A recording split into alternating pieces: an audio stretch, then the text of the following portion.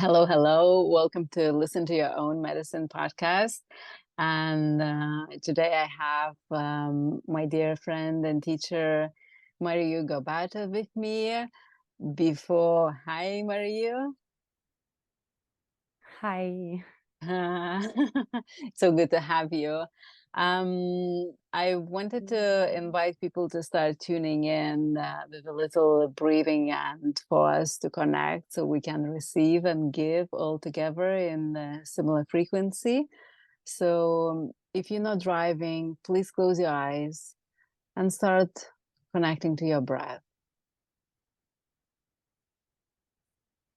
Feeling the breath coming in and out from your lungs and focusing to your heart.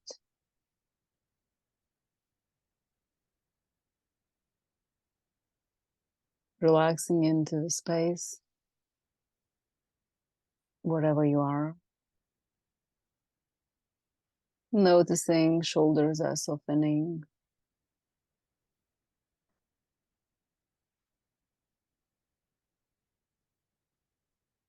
Feeling your breath coming into your heart.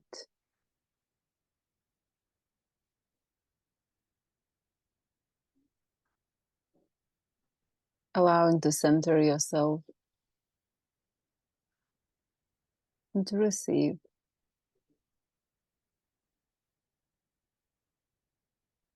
Couple more deep breaths.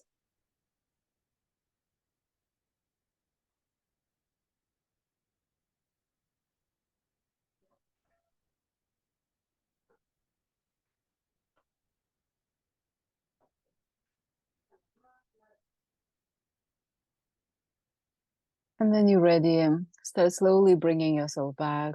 Or if you have a possibility, you can stay where you are with your eyes closed and just receive what is meant for you to come today.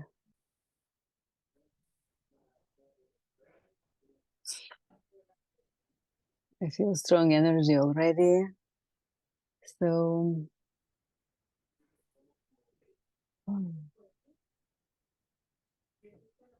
feeling centered and relaxed. We're coming back, especially for the ones who's going to be watching and who wants to connect with our faces and see us. So you can start opening your eyes and welcome again. I feel the energy is strong. For you, if you're tuning in first time into Listen to Your Own Medicine podcast, I'm traveling a lot. I'm living on a boat, on a sailboat. So usually if we're recording with the beautiful souls, so it's different parts of the world. So today I'm in Ibiza Island, and dear Mariu is in Guatemala. And so, yeah, it's beautiful to connect. Also, when this recording is happening, we just finished beautiful retreat with one of my teachers, Tata Walter. And it just was beautiful, beautiful process of ceremonies.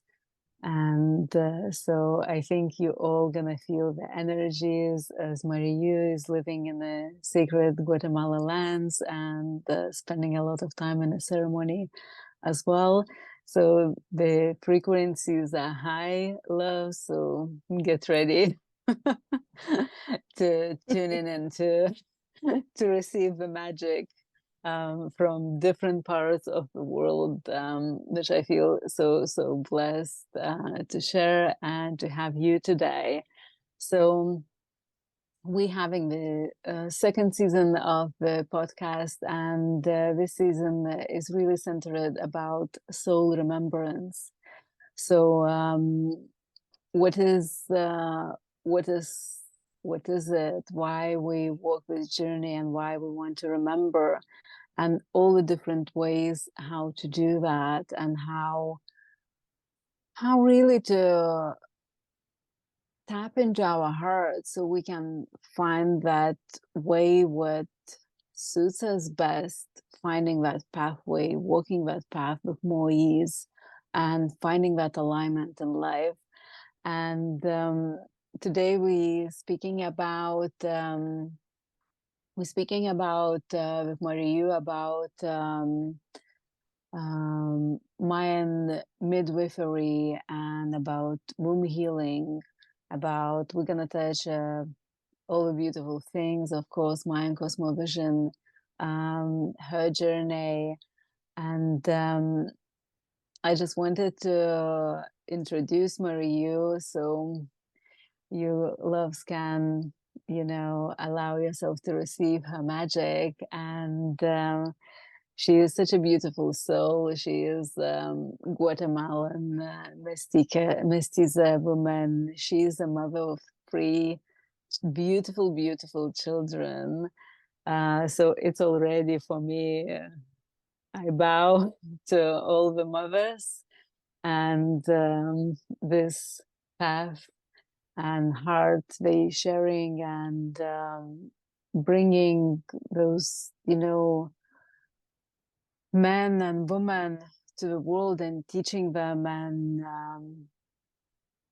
sharing what what you have in your heart, and um, how they could bring their life, how more magic they can share with the people who gonna cross their path. So yes, Mariu is a midwife.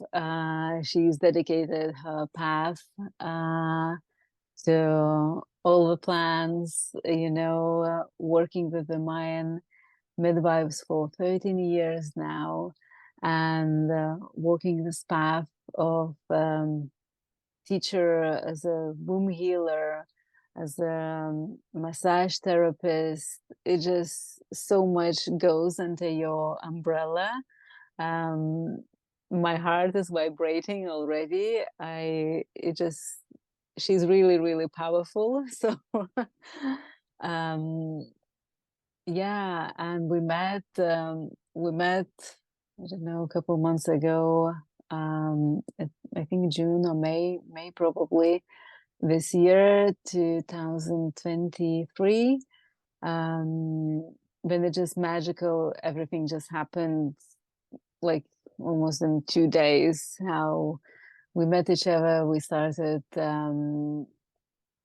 well, I started learning from her all the magic about the womb, about Mayan abdominal massage. And thank you so much for guiding me through this process, for introducing me to the nanas, for bringing Donia Dominga, which is incredible midwife and a weaver in San Marcos, Lake Atitlan.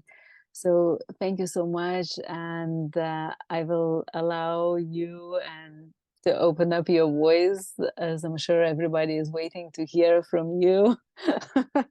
My speech is boring here on this podcast. Everybody hearing it every time. So um, yeah, introduce yourself, share, what you do, what is your passion, and spread some magic from the lake to all of us everywhere in the world who is tuning in. Oh, wonderful. Thank you so much, Vika, and hello to everybody. Good afternoon, good morning, good evening, wherever you are in the world. I'm in Lake Atitlan, Guatemala, as Vika shared, and very excited to be here in this podcast and sharing a little bit more time and space with Vika and with anybody else who is called, who is interested to listening today. And yeah, something just a little bit about myself, I guess, to add on to what Vika said, is yeah, currently I feel like ultimately what I'm doing is supporting people to come back in touch with our essence and connect with Mother Earth and with all of the cosmos and all of life, because we are completely disconnected as a society, as individuals, and as a whole. And so ultimately that's where I believe the healing is for all of us. And when we're in that space of deep connection and deep oneness, we can see clearly what our path is and what we're here to do, and what will allow us to bring our gifts forth, the gifts that we're all born with. And when we come into this earth, and we all come with very specific gifts and a very specific mission as well of what it is we're here to do and what makes us a useful person in this earth. And so this brings a deep sense of fulfillment, which is where I believe this big part of this healing is that we're all looking for. And I feel like that's ultimately what I'm doing, whether it's through massage work, whether it's through plants, the temazcal, whether it's even, you know, the midwifery work with women in the birthing process. It's ultimately about finding this connection and remembering that we are one with everybody and everything around us, and that we are here Beautiful. for a reason as well, for an important reason. Yeah. That's so thank you so much for spreading this light here, and it's so beautiful the way you explained, because I think a lot of us, we are so deeply conditioned into this masculine um, driven world, that we think that we always have to do something, we always have to achieve more, we always, a lot of the time not good enough, or we have to be something else. And then we forget, you know we forget that we are here, we have a purpose, we have a reason why we on this world, in this world, on this planet, on walking Mother Earth. We are humans. So it's so important to remember. And this remembrance journey, it's sometimes you just need to hear what you just said. Well, each of us came with specific reason to this world. You came with one reason, I came with another, your kids are coming with another, the partners, family, mothers, all, community around us, we each have own responsibility.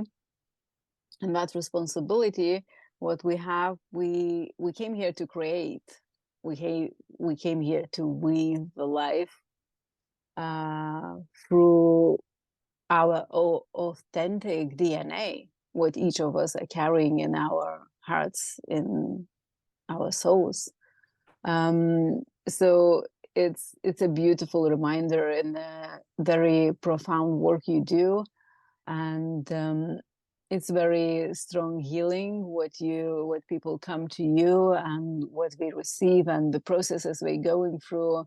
And I got a chance to share about you, to share the healings. And I probably would say 80% of people would say, I'm just not ready for that. It's just way too, it's because they know they're gonna have to go through the deepest rooted pain, and then to unlock, the magic, to step into unknown. And being us as human beings, obviously the mind steps in and always, okay, well, this is, you don't know, this is what you know, this is painful, so stay where you are and live in, the cage, what most of the time we create for ourselves. We create that I said cage, whatever, like that small room, and we like to stay in it. Even if we don't like to stay in it, we're still staying because we are so conditioned to just not to do anything what is out of the comfort zone. So through this deep, healing modalities, what you're offering, it's this reconnection to your soul. What people find, I feel from my experience, and I feel people find that reconnection to their soul through the process what they go through. And each of us has different processes. Each of us, it's somewhere different on the journey. And the most beautiful thing is to honor that journey, to honor yourself. To then we start understanding that we are unique, and we don't need to be anything else. We accept that presence, and everything just becomes so beautiful because, oh my God, I'm beautiful flower. I don't know, a tree, beautiful. They just, the part of the nature, we are the same, just we have the mind.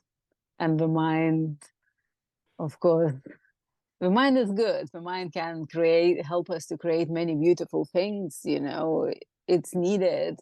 But also it can be really, really dark in a way. Yeah, so thank you so much for sharing the way you perceive, the way you see, the way you understand what you do and who you are, because I feel the only way, I feel sometimes it's difficult to put into the words. It's when we have this conversation, people can feel your vibration, and it's natural to tune in and to connect in a way the mind doesn't understand. So thank you so much for being here and for sharing. And I have few questions for you, and some of them I'm so keen to hear even more. I wanted to, you live by the lake, and the energy is beautiful. You're deeply connected with the Guatemalans, and you got a chance as well to live somewhere abroad. But when you came back to your roots and continue deepening your relationship with the midwifery, with the Mayan cosmovision, the massages, what you learn from the most amazing people, women who carries that deep ancestral wisdom in their DNA. So for me, it's a really, really amazing and beautiful thing that you become this bridge, continuing to carry and share that ancestral wisdom. And yeah, so I wanted to hear, and I'm sure everybody are keen. So how you decided that this is a path? This is, it's very, of course, feminine. It's very earthy, Mother Earth energy you carry, and having 3 kids, and dedicating your life to the to bring the souls to this earth. It's really, really a big responsibility. So when you started feeling a call that this is something, what is your path, that this is something what you feel called, you have to do it? Because I feel sometimes we just know that we have to do it, and then we're kind of trying to not do it for a little bit, but then we ended up doing it anyway because this is the path we're working. So when all this started, when you felt connected to those energies, and how those beautiful women started coming into your life, and how you started to co-creating together, Would love to hear that story. Hmm. Yeah. Well, I feel like there's many stories inside that story, right? But Right. there's definitely a moment that I remember when I made a choice that, you know, that I wanted to do this and that this is my path, which is that of creating a safe space and holding that space for women during their birthing moment. And of course, that's accompanied by a lot at this point, but that happened to me when I birthed my daughter. And I had such an empowering, um, loving, and precious birth that Mm. felt like such a gift for me to be able to birth my daughter in that space where I felt completely held, completely safe, completely respected. And it allowed the process to unfold in such an organic and beautiful, natural way. And I feel like I just tuned into my little bubble. There was no questioning, there was no doubt, there was nothing except that present moment, and very just very, almost animalistic, Mm. biological, just the process, the physiological process of birth. I feel like I just really went into it, leaving the mind completely aside. And it was it was such a precious birth that allowed me to really tap into my power and the capacity that all women, that we all have, that we're all born with. And what we need is that space around us to be held in a way where we feel safe enough to surrender. And so when I birthed my daughter, it was just immediately very clear, this is what I have to do. What these people, what these women, including my mother and my sister, just did for me is what I need to do for other women in this world. And that's Wow. when I was 21. And it took a while. It took a while, like you're saying. There was a lot of steps in the process to go through until I could finally start attending births. And then of course it's, well, just life happened, right? And I was left Yeah. with, then I had my other son, so two small children on my own, and I just had to work and survive. And somehow, though, I feel like I'm so grateful because I've somehow always been able to allow something greater than myself to lead me in a sense of trust, even though it's been scary at moments, or even though it's been, with so much uncertainty and struggles, even um, with the very, let's say, practical adulting of raising children. um, Mm-hmm. and and having to work and study as well. So it took me a while to finish my studies. I did end up studying and entering a midwifery school that was founded for indigenous women by indigenous midwives. And um, also, what I was saying, though, to finish the thread, is that without knowing it, I started doing the massage work and the healing work. I never thought, okay, now I'm going to study massage therapy. I'm going to be a massage therapist. I'm going to be a healer. Actually, at all. I was not thinking about that at all. In fact, what I was into was jewelry design and metal smithing. That's what I studied before I studied midwifery and massage therapy. and and then life just started guiding me, taking me into meeting people, massage therapists that were teachers, that then offered that I could take their course. And then it just started to happen, and all of a sudden I was doing massages and people loved them, and I was like, well, great, I'm gonna keep doing massages then.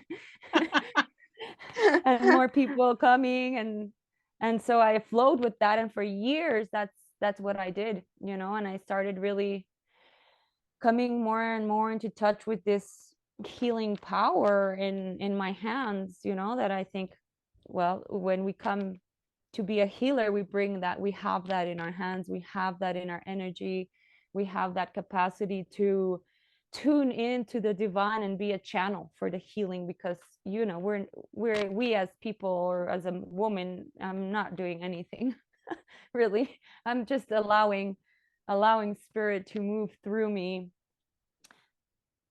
And so I slowly started to discover this healing energy that I carry, and really was through people's feedback that I thought, okay, great, then, well, this seems to be working really good both ways.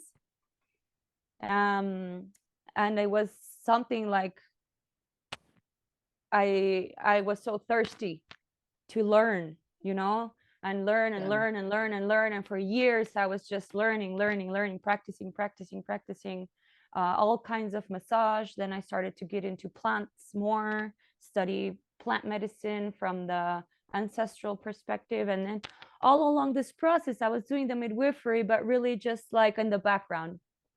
And then at some point I thought, okay, I need to really decide, you know, now is the moment. Am I going to do the midwifery that I know is like, it's there, it's always kind of like just poking a little bit at me, or am I gonna do something else, you know? And I said, like, okay, no, I'm going to do the midwifery, and I'm going to focus my time. I'm going to finish my studies. And it was very beautiful because it was very also like this click, this switch, where women started to come to ask me to be with them at their birth.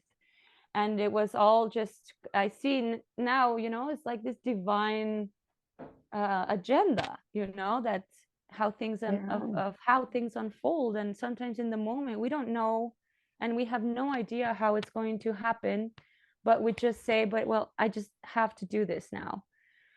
And a midwife friend left the village, and she kind of like handed me her bag of equipments and told me, like, okay, like, it's your turn now to take over and attend the women.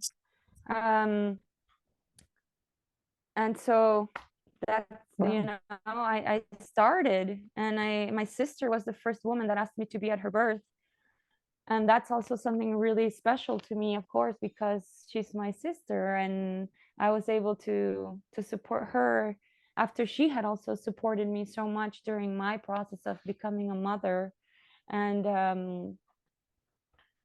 then my other sister as well. And just women started to ask me to accompany them during their birth. And I started to kind of have the courage to say yes, you know. And that was about 5 years ago.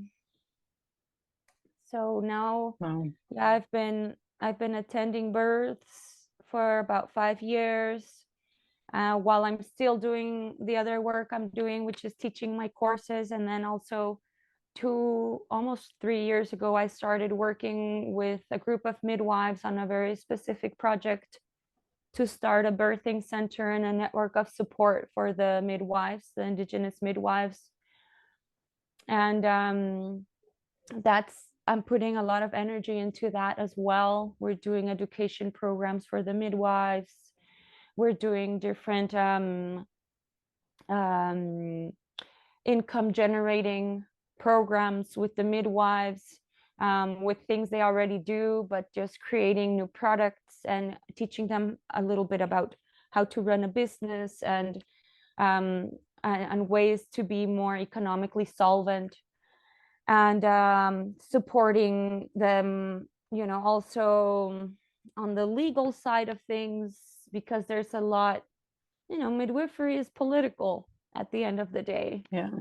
Because unfortunately the systems in charge in the world right now do not want midwives to be attending births. outside of the system. They want all the births institutionalized and all the midwives in the system, hopefully under their command, which is not how traditionally midwives work. Midwives are autonomous, very powerful women, authority figures in their community, and they're the elders, the leaders in the community. They're the psychologists, they're the family therapists, they're the pediatricians, they're the doctors, physicians. They're so many things for the families. And this is something that's in this modern day, in changing very fast, because the pressure from the governmental structures is so strong, with the health system, with the education system.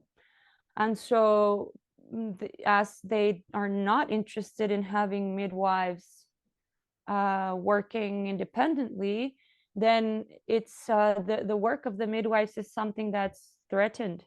It's something that's being lost, and we're only really seeing the last bits of that precious divine work. And yeah, there's so much here, there the history comes in, the wars, the Spanish Inquisition and conquest, the systematic destruction that the Mayan culture has been and is still going through as a culture, as a whole group. And they are targeted because what they hold is so powerful, and it's not in the interest of those in power. And so anyway, the Mayan midwifery is a central part of Mayan cosmovision, of Mayan ancestral wisdom, because they're the pillars that hold that wisdom, along with the akih, along with the Mayan mayors and authorities, along with the not only the Mayan authorities, but also the way that they had set up their community life, in a sense where everybody was protected and included, and everything is connected with everything, and there's a divine balance in life. And this is it's breaking, it's now we're looking for that again, right?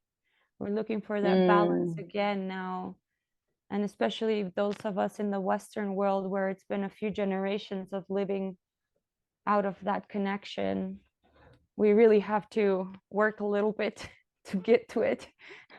But it's there. It's there. But again, it's this mind piece of trying to rationalize and understand everything, whereas some things are just for the heart. This is what a lot of what my teachers speak about, and some of my greatest teachers, Nana Rosalia, that I'm working with at the moment a lot, that's midwife and akik, and her daughters are all midwives, akiks, and authority figures in the community. And it's that we need to learn to think with our heart. And first we think with our heart, and then we feel with our heart, and then we bring it to the mind. And so this is something that we need to practice a lot when those who have grown up in the Western world. It is, I love the way you started talking about, about the structure, what structure, the structures being created for us to disconnect us from the nature, disconnect from ourselves, so we can be controlled. And, because this is the structure we came in this modern world. So obviously we don't know anything else. The heart knows, but we need to go through that remembrance process. So we've been put into those systems, our parents, grandparents, our kids. And this is how in Mayan culture, everything is connected,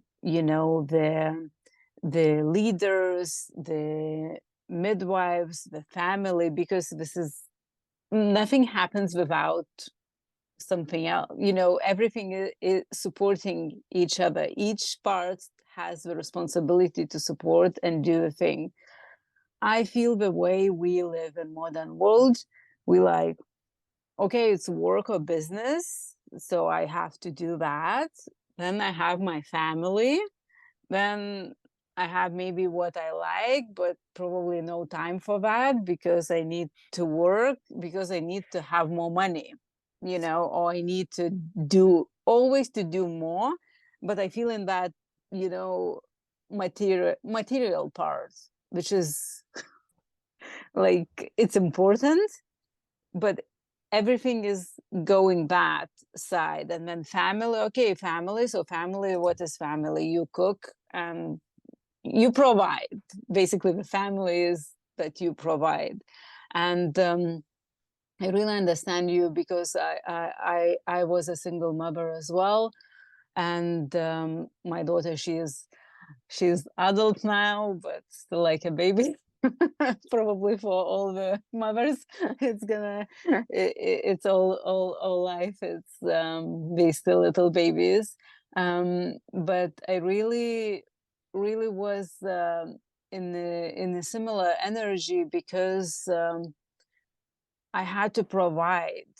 I mean, now I look at it, it was my choice because I didn't know different. I didn't know that possibly I can find the community, so I can find the land, or I can find, I just didn't know anything like that.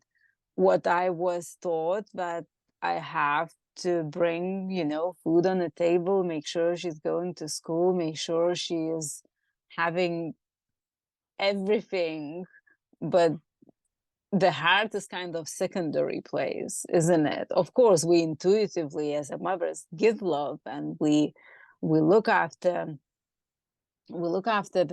our kids. About how we get into this like a tunnel of survival mode, and we of course abandon then ourselves, our hearts, because we think we just need to go to work and we need to do all the thing in order to survive. But then something happens in life, isn't it? Something happens when we actually start awakening and understanding that this is not enough. This is not the way we have to support our family. This is not the way we have to support the community. And I'm really grateful that this is happening in the world, that the younger generation, they understand that they have a choice now. They have a choice to, you know, take the path from the heart, explore all the different modalities, and connect to the nature more. Although it's still difficult, of course, but there is the option.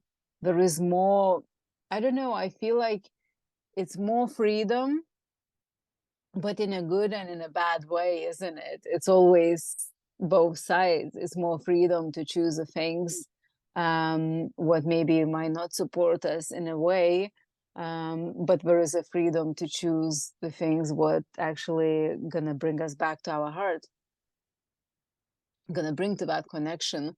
And I also wanted to speak about you know, Mayan tribes, Mayan women, especially you working with them and you living basically with them for a long time now, and you are so connected to this ancestral wisdom, what they carry in their DNA, and you tapping into it, so you have this beautiful, beautiful gift and opportunity to give it to future generations, to teach, you know, your students, to teach your kids. And you know, when we remember that we are the ancestors for future generations and we have the power, this is the power but also responsibility, you know, to create that change in the world.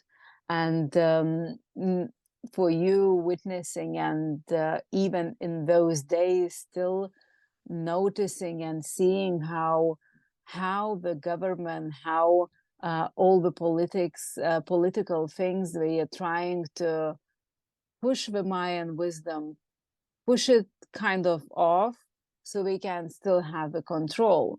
Because I feel it's so powerful, and each of us can have it, can have the connection and the power through whatever, ways we can access it. But because it's such a strong connection with the ancient lands, with all what we have gone through, this mystical, magical, and the most perfect Mayan cosmovision, which is written in the stars, and they knew, and still some of them knows how to read it, how to read from the stars, how to live based on the stars and on the earth, of the how to be connected with the nature and connected with yourself, so you can flow with life, with ease, with it's not like we stop doing things, we maybe start doing even more, but in a natural way, taking that responsibility. So yeah, it's I wanted also to speak about the beautiful ways how we can support that. And what is your thought? I know you're working on this beautiful midwife project, and you're raising the funds, and there's opportunity to support all the amazing work and educational work you are doing. It was so beautiful for me to meet people who are involved into that project, and to feel. I always, for me, it's, when we are in Western world, most of us are disconnected, and then I come to Guatemala and then connect with you and with the other Mayan, people, and the joy of life, isn't it? The joy, what they carry in their essence, then what you feel being surrounded them. It just, like you said, it's so simple in a way, but it's not, because we need to cultivate and to create that ourselves. And all the courses, like you said, you was doing, all the directions you were taking, it's obviously led to this. But just to become midwife, it's not just, to finish, I guess, the school. You need to do the work with yourself from all the different angles and aspects in your life.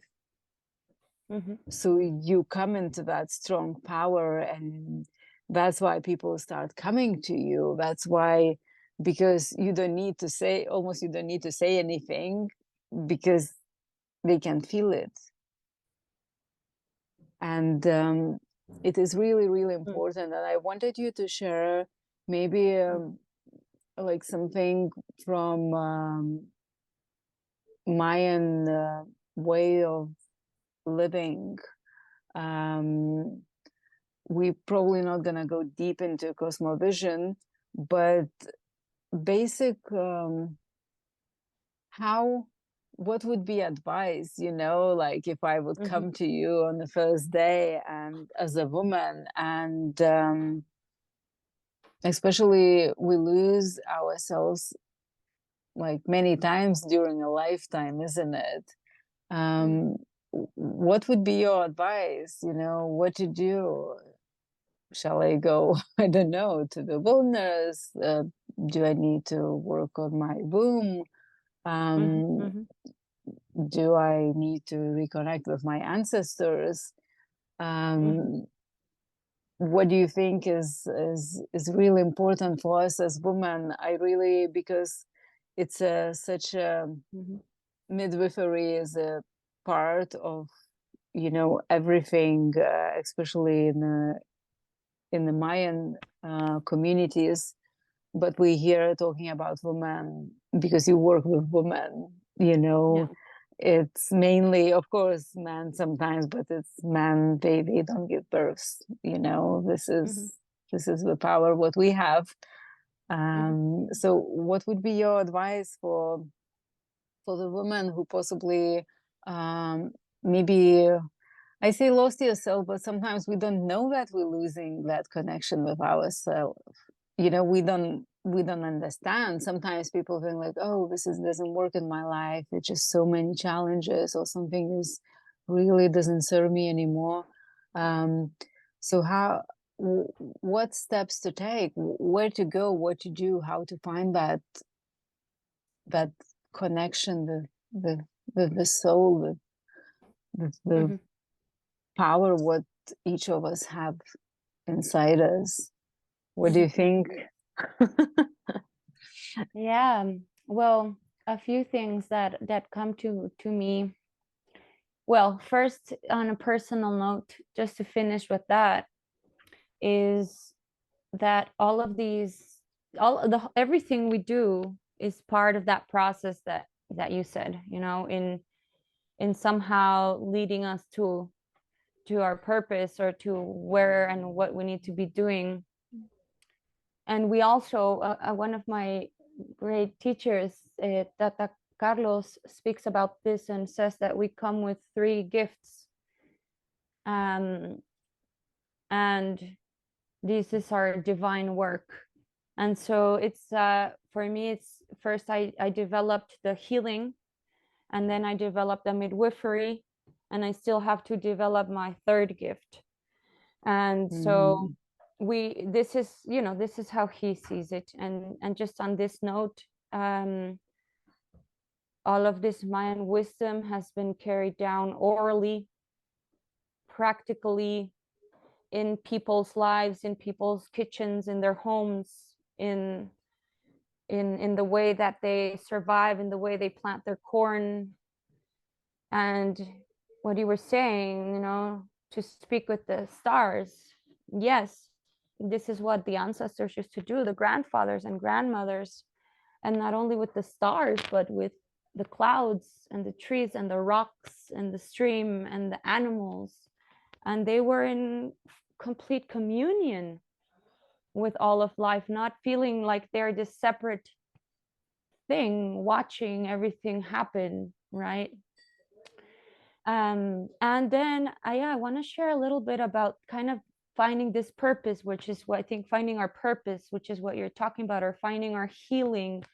It really depends on where in our process we're at with this kind of finding our soul purpose, right? Which is ultimately what we're talking about. And we will heal in that process, right? It really depends where we're at. Some people might, because we get different experiences in our awakening. Sometimes it can come with something very physical, like an accident or an injury that leads us into this place of, well, ultimately it's encountering death, you know. It comes to this a lot of the time with these spiritual awakenings. It's like, well, am I here? Am I going to live this life? Or am I going to keep, you know, distracting myself and taking things and doing whatever to go by each day? Or am I going to be here and be empowered and make my choices and do what I need to do and what my heart desires and what I'm here to do, right? So what I'm doing more and more, and, you know, I'm going to share a little bit more about this from the context of midwifery next, because it's so fascinating. But what I'm recommending and doing with people is guiding them with the help of the yahqir, the nanas that I work with personally for my own journey, is to do the spiritual process of the ceremony with the fire, with the sacred fire. And when people are completely lost, I feel like this is the best, you know, because it will take us directly to where we need to be. We consult the sacred fire, and through the messages that we receive with the fire, we understand exactly what the person needs. That's with a personal healing protocol, for example, like that person needs to do this and this and this ceremony in these places. Sometimes it's very specific, even with times and the offerings that need to be given. And then, you know, what the person needs to do also with their body, if they need to take certain plants for a certain number of days and receive the massage sessions or receive temazcal. Some things are more urgent in this spiritual process, and some things maybe we say, you know, because this is all through a connection to our ancestors. That's ultimately how we get any further from our, like, just this, you know. First we connect to our body, because that's where we're actually receiving the messages, and it's our vehicle in this life, in every sense, you know, physically to walk on this earth, but also to feel and to think and to be, and so with our vehicle that we got in this life, that is actually so incredibly capable, you know, and magnificent, we've evolved into such, just, I feel like, you know, such precise but also somewhat complicated beings, but we're capable of so much, you know. And so yeah, we get the direction through the sacred fire and through the ceremonies, and from there we continue, we go forward in this healing process. And some people already have that. Some people have a very strong spiritual connection, but they're very disconnected from their body. And so we need to start connecting more physically with the body, you know. Some people Yeah. are very mental, and so it just really depends where everybody's at, you know, in their process, and how we work with each person. And then from just touching more on some context around everything we're saying of this, how we find our mission, and how we find our healing, and how we find this connection, and ultimately how we can be of service with our gifts to our community first, you know, immediate, but then even global at this point today, nowadays, right? It's all pretty Yeah. global at some point.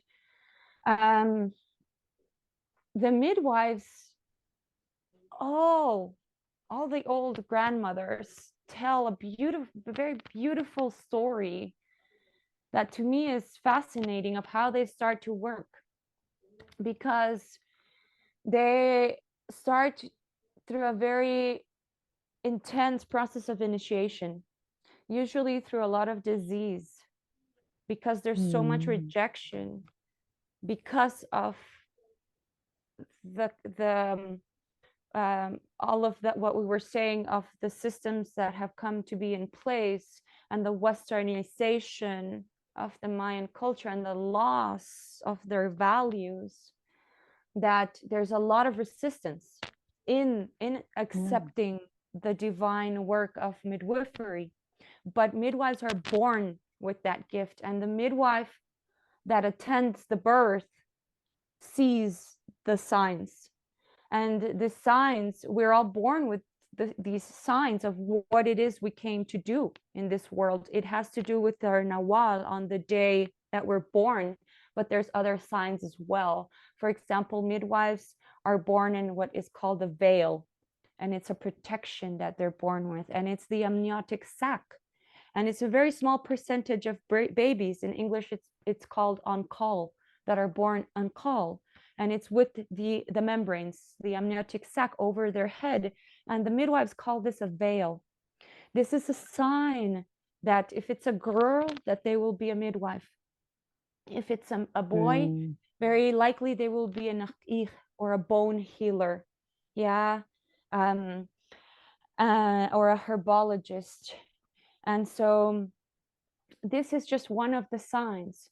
Sometimes the midwife will see it and protect that, and take that, the membranes, take the amniotic sac, and protect it, and dry it, and keep it in a very special little box, and put it in the Mm. altar, or put it somewhere very special.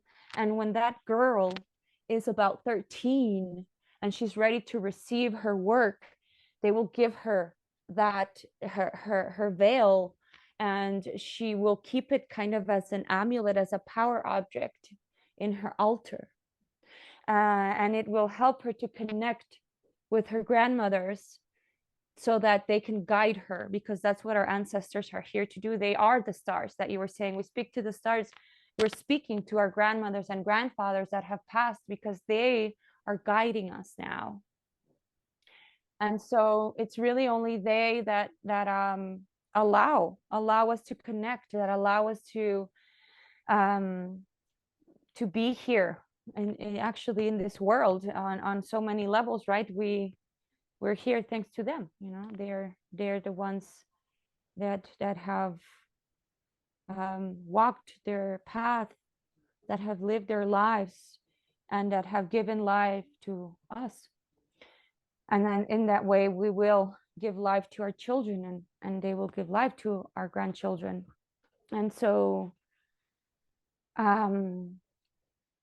this resistance to our gift in this specific case with the midwives, because it comes with so much responsibility, which is linked to what you were saying. But ultimately, we all have that responsibility in this world, you know. And it's with this, like, what world are we living to our children? You know, it's this responsibility of knowing that our actions are going to affect our children, our grandchildren, and our great grandchildren for 7 generations. Some you know, some indigenous people say, right? And so this resistance causes a lot of disease. It causes suffering. And until there is not a full acceptance of the gift through a process of ceremony, usually it's 4 ceremonies, there will not be some, you know, there will not be some form of balance found in the life. There will always be this turmoil spiritually, and can lead to physical. Many midwives tell the stories that they lose many children. There's big sacrifices that have to be done when there's not an acceptance of their divine gift of service. Sometimes it leads to death even. And the first thing is their physical health. And then also, for example, one of my teachers, well, you mentioned her, Nana Dominga, told me the story.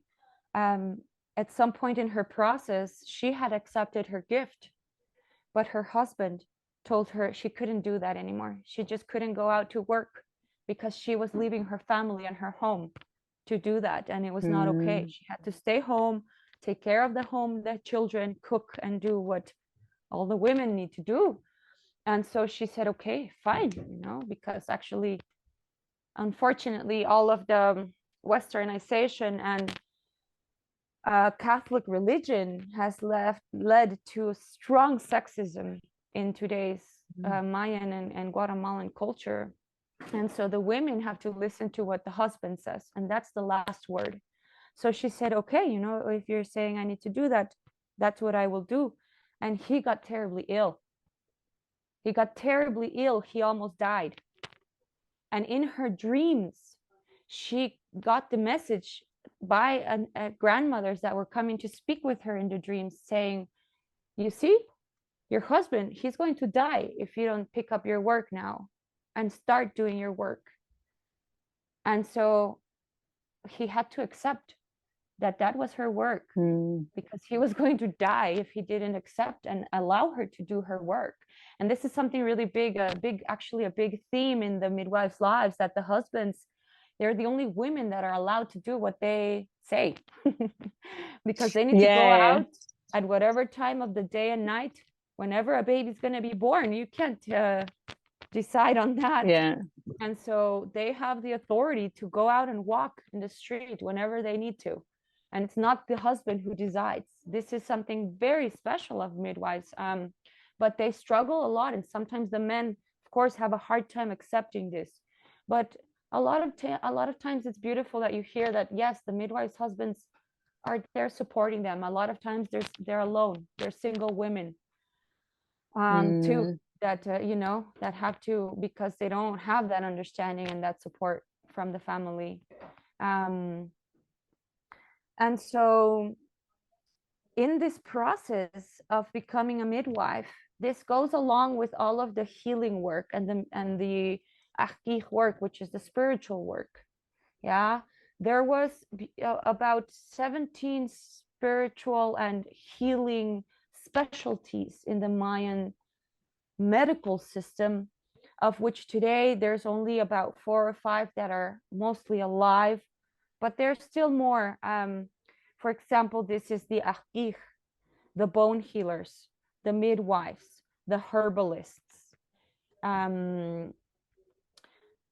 These are still strongly practiced in the communities, and of course, the farther away the community and the less in touch they are with Westernization, the more intact these traditions are. And so, and vice versa. And the more closer to cities, the more urbanized, the less this is actually gone in most cities, of course. And so I want to just share one thing about all of this, and it's the connection to the dreams, because that's the most fascinating piece for me in all of this. It's that the connection to the dreams is so powerful, and that's how our ancestors communicate with us. So the midwives start to dream, and they all share this story, whether they're here in the lake, whether they're Kakchikel, Kiche, even the Garifuna midwives, even the and the midwives in also, you know, southern Mexico, Belize, Honduras, and all the Mayan region up to the Yucatan. They shared that they have these dreams, and since they're little girls, maybe 7, they start to dream with women, old women. They say sometimes it's a couple, sometimes it's 4 grandmothers and 4 grandfathers, sometimes it's 3 grandmothers. The numerology is very special too, and important. Well, it's, you know, part of Mayan mathematics, which was very profound, and I just don't even understand a tiny bit of all of that. But the numbers in which the elders are presented to them is very meaningful. And they come and tell them, you have specific work to do. I'm going to teach you. I'm going to guide you. And they share that they start to tell them, this is a pregnant woman. These are your patients. You're my daughter. I'm going to teach you. And they take their hands and show them how to feel a pregnant woman's belly, how to feel the baby's head, how to do even internal vaginal exams, all of this in their dreams. Or what plants, they show them, this is the plant you need to give this person. So a lot of times, midwives and these healers, they're connected at levels we don't comprehend anymore. A lot of times when we go to them, they know they were waiting for us because they dreamed we were coming. When their patient is coming, they dream about the patient. When complications are coming, they dream about the complications, and they know they have this ability to connect and see, not all of them, but a lot of them, what is coming. And so in this way is how they learn. They don't go to school. They don't go to do any kind of training, or any, you know, to get any kind of diploma anywhere. The paper. Yeah, no papers, no signatures to give them permission, because they are receiving the permission from God, ultimately. From God. It's From so like a how. powerful. Yeah. It's And so so this is powerful. just so beautiful, and we need to hear these stories, because we need to remember that there's another way to do things. From what, it's what you were saying, what we've been taught is not the only way, and we need to open our mind, because it's like in these little boxes, you know. So we need to release our mind, and when we hear these things, it's like, wow, you know, this is what has helped me to live here and realize that there's another way to live. There is another way to live, and it's possible, and it's actually thousands of people living in that way, you know. The indigenous peoples that are still connected, that are still living in a sustainable way with Mother Earth, with the Father, Son, with the cosmos. It's thousands of them that still know how to live in communion, how to live in balance, how to support each other, how to live in brotherhood and sisterhood. They're not in this like, oh, you figure it out by yourself, you figure it out by yourself. I'm here in like my house, in my space, with my job, with my family, with my things, my money. Yeah. yeah. And they still live in that way, like, no, we got each other, we're here for each other, we're in this together. And I think that's what we're looking for in the end, and that's why we're connecting to all of these ancestral medicines, nowadays, like the ayahuasca and the yoga and all of these ancestral traditions, because we're reconnecting with that way of living in communion and connection again with everything. Beautiful. Yeah, thank you so much for sharing this. I feel like your power is going to be spread so wide, and I think we living in modern world and thinking, okay, Mayan just lives, it's not that many of them, and we are different, we can't tap into this, but actually we all have our own magic, we have our own power, and there are ways to remember it and to receive those messages through a dream. So I know it's not like you can't say, oh, I live in the city, move out of the city, although it would be good, isn't it? But it's not for everybody. It's not for everybody. I see it, of course, as a choice, is a conscious choice which might take some time, quite a longer period of time to reconnect with the nature, or to be able to live more within that sustainable way of living, to receive direct gifts from the land, to be able to watch the stars, not living in polluted city, light pollution, as you say, and you even can't see the stars. So what, how to speak? But then we have the dreams, we have this connection, and then there are all other actions, how to start unlocking those dreams, how to start connecting, how to start communicating to the cosmos, how to start deepening your relationship with yourself through this divine energy, what we receive, what we channel, as you said, what goes through us comes through, and then we fully surrender, we just do the work, we just do fulfill that path we came here to walk. And as we say, oh, I need to find my path, I need to find this, everything you do, it's already you walking that path. It's just stepping into your full fruition, like your Tata Constantino says, you have three gifts. You have, when you start learning, then you start embodying, and then you start, stepping into that, I guess, elderly part of the wisdom of that connection.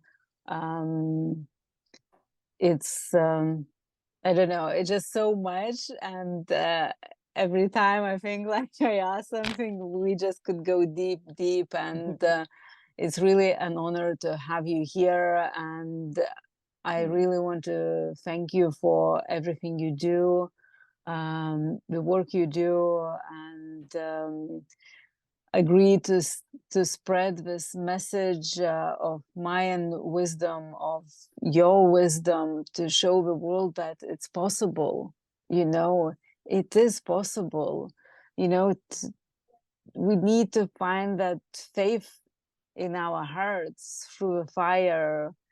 Of course, we know that fire is the most powerful medicine, but for some people, first time go and speak to a fire. What? Sounds a little bit, woo-woo, but actually even start looking at the candle at the beginning. Because it's so powerful, you can't even escape anywhere. it's Mm-hmm. it's the messages, everything. So like you said, what you would advise, probably just sit by the fire. And this is, Mm-hmm. probably will be the biggest transformation which open Mm-hmm. up. I see it as a gateway, the gateway Mm-hmm. what we start opening, and then we start Mm-hmm. learning, we start connecting, we start Mm-hmm. tapping into that divinity, Mm. um, of the, cosmic realms, and bridging Mm. that earth, and Mm-hmm. Mm-hmm. sharing it through us. So yes, I feel so, so grateful. I don't know what time is it now, but I wanted to speak about womb healing as well, but I guess we covered so much that we can feel that this is a big part of this unity, of this whatever you want to call healing path. I don't know, teachers, everything. I feel like you said, the midwives, when they know, that when little girls comes to the world, this is their responsibility.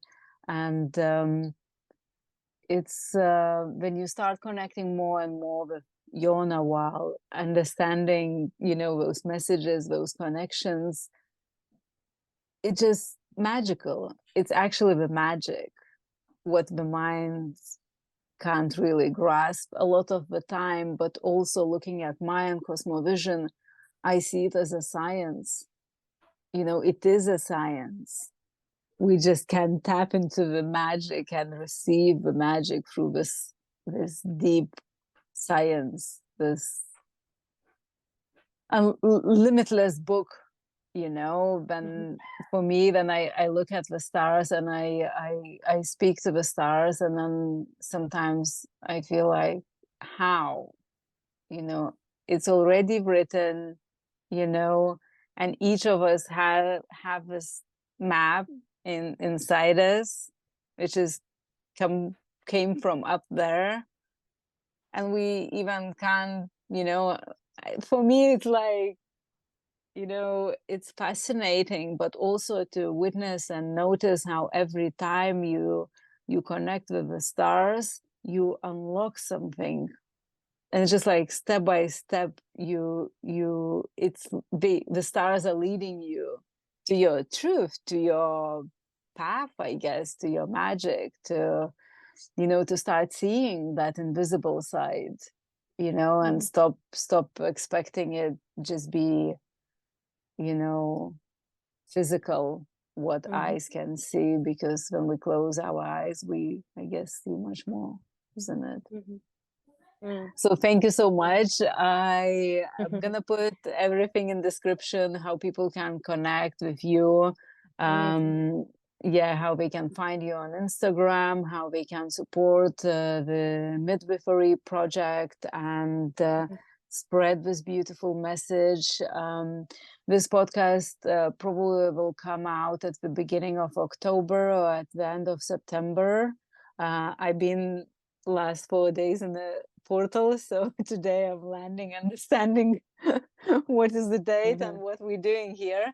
But I wanted to invite you to share, maybe, is there anything what you would like to invite people to find the connection with you, or maybe you have some offerings with your community or yourself, what you are planning to do in a close future, what your intentions are, and how people actually can find you. Because I have a lot of friends and students who can't wait for this episode to come out and find you in Guatemala. Oh, sweet. Yeah, absolutely. We have a few offerings coming up actually. I am in October, I'm teaching my Mayan abdominal massage course. Um, in November as well, and in December as well. So the next 3 months, I'm going to be offering the Mayan abdominal massage course.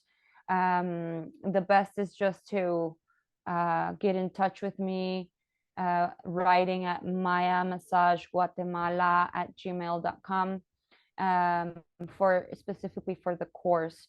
We're also offering a retreat well, 2 retreats, because the course in December is actually a retreat, so it's going to include food and lodging. And that's, well, what we couldn't talk about today, but all about womb healing, the Mayan Abdominal Massage course, right? And connecting to our core, and healing our womb, and kind of unlocking our creative life force energy, and connecting to our power. And then the retreat in November is a new offering that we have from the Midwife Project, which is going to be really special. It's 4 days of specifically just working with midwives and rituals around pregnancy, birth, and postpartum.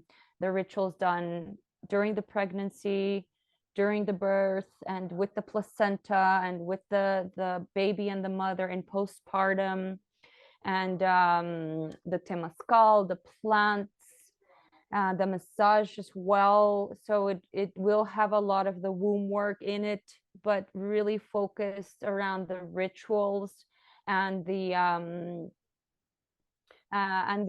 birth care that the midwives do. And that's at the end of November. So yeah, we on our Instagram page, we have an Instagram page where we're sharing all of these offerings, the Midwife Project Guatemala, and then I have my personal too, but you can put all of that stuff Everything in there. But these are the next 4 offerings that we have, and then I'm going to continue offering courses next year. I'm putting up the dates now for 2024. We're also doing an amazing 6-month program of Mayan midwifery and professional midwifery. So this is a program that we've created for indigenous midwives, but this year we're going to open it up to any woman who wants to join, because we have a lot of inquiries around Maya midwifery. So we decided to open it up, and in that way also help pay the scholarships for all the Mayan women that are doing the course. And so that's a huge thing that we're starting in January to June. So yeah, there's a lot going on. So tune in, go on our website, go on our Instagram pages and Facebook and all that, and there's we're sharing and posting about all of this stuff. And yeah, just a lot of gratitude in my heart for you, Vika, for your interest in supporting, and also keeping alive all of this in this fast changing, modern world. And to all those also, who are interested in supporting and in just learning about this, thank you for your time and for your energy. And I look forward to continuing these conversations and all of it. Beautiful. Yeah, thank you so much. Thank you for your kind words, but the biggest thank you is for what you do and what you're creating and showing up, as the mother of 3 and doing all those amazing projects and growing through your own processes and juggling life in such a beautiful way. And today when we are connecting, I can see you shining so beautifully. So I'm happy for you. I can feel your Nawal, and you really stepping into something bigger, which is beautiful always when the doors are open for us to expand and to receive, because one is not happening without the other. So thank you. Yes, I will put all the links. People will check out. Of course, they can message, and I'm sure they will contact you. I'm planning hopefully to be in Guatemala January, February, or January, February, March. So I'm sure we will reconnect.